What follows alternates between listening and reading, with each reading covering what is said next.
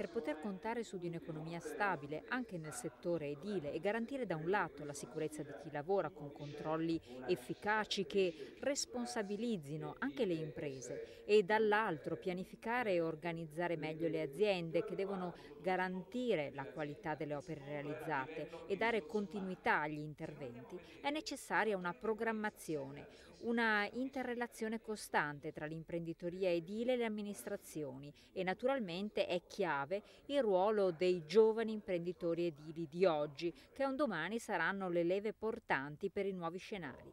A Venezia i giovani di ANCE Veneto si sono riuniti per costruire i prossimi 10 anni e dibattere sul tema delle conquiste di oggi e le sfide di domani.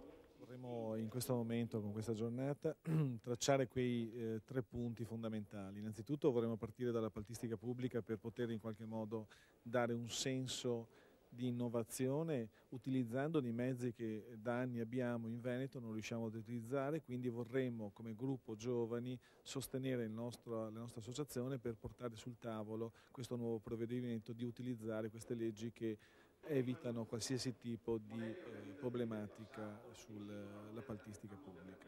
Il secondo punto è quello dell'urbanistica, quello che vorremmo sicuramente ritracciare, ridisegnare assieme ai tavoli competenti il futuro del Veneto, quanto riguarda infrastrutture, logistica e ridistribuzione per mantenere anche del verde per le nostre famiglie. Il terzo punto è quello che è quello più difficile, che sono i 3 punti, le 3S famose, la sinergia, la squadra e un sistema che si possa chiamare Veneto. Il ruolo dei giovani è il futuro, è la speranza, è quello che succederà nei prossimi 10 anni, quindi vuol dire che la categoria c'è ancora, è forte, ci sono dei giovani bravissimi e quindi il loro ruolo è fondamentale, il ruolo di proporre, di fare, di trovare soluzioni, di indicare strade.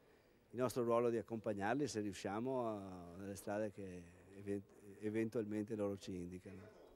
Un aspetto è molto sentito come imprenditori giovani iscritti ad ANCE Veneto. Vogliono essere interlocutori credibili per le amministrazioni, soprattutto per quelle comunali, perché partecipare ai lavori pubblici vuol anche dire diventare gestori di problematiche economiche e soddisfare le concrete proposte di pianificazione del territorio. Il futuro l'abbiamo così tracciato, delle linee guida nel nostro convegno per il prossimo decennio.